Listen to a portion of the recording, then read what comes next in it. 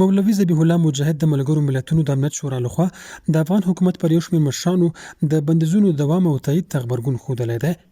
د افغانستان اسلامي امارت ویان مولوي ذبیح الله مجاهد ویلي دي چې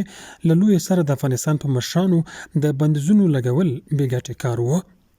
ښاغلي مجاهد په دې اړه د افغانستان ملي راډیو ټلویزیون ته په خبرو کې د امنیت شورا یاد اقدام ظالمانه او د افغانانو د حقونو تلف کېدل ګڼلی دي. ما په نظر د تحریمونو وضع په سر کې هم په لوی سر کې پیل شوی وای او بې ګټې کار و او د دومره کلونو تجربې هم وښوده چې دا یو بې ثمره اقدام دی د افغانانو په وړاندې، تا ظلم دی، د افغانانو د حقوقو تلف کېدل دي. ځکه یو مشر او مسؤل چې د ارګان مسؤلیت لري هغه که په تحریم کې وي طبیعي ده چې ټول ارګان متاثره کېږي او ځینې خلک متاثره کېږي. نو د یو داسې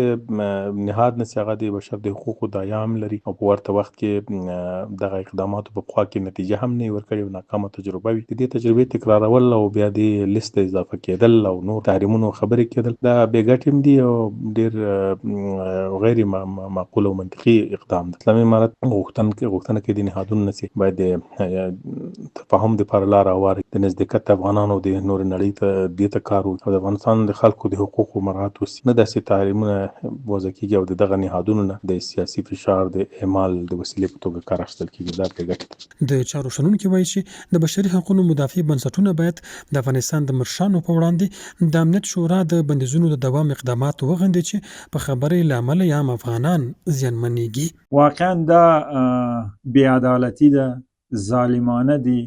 هغه سازمانونه چې د افغانستان د ملت د حقوقو خبره کوي، د دوی د حقوقو د تضمین او د تامین خبره کوي او دوی دا مبارزه کوي چې موږ د افغانستان د ملت لپاره حقوق غواړو، نن دغسې پرېکړې چې د امنیت شورا کوي، چیرته د هغه د بشر د حقوقو سازمانونه چې په داسې سختو شرایطو کې د افغانستان د ملت په خوا کې ودرېږي، د افغانستان د خلکو د مظلوم ملت سره ودرېږي او د دغسې پرېکړو نفي کړي، دا پرېکړې نفي کړي، دا پرېکړې بالکل وغندي. ښاغلي مجاهد له اړوندو ادارو غوښتي چې په افغانستان د سیاسي فشارونو له راوستلو پرته له نړۍ سره د افغانستان او د افغانانو د نږدېکت لپاره کار وکړي. د ملګرو ملتونو امنیت شورا د افغانستان په رئیس الوزرا ملا محمد حسن اخوند، اقتصادي مرستیال ملا عبدالغني برادر،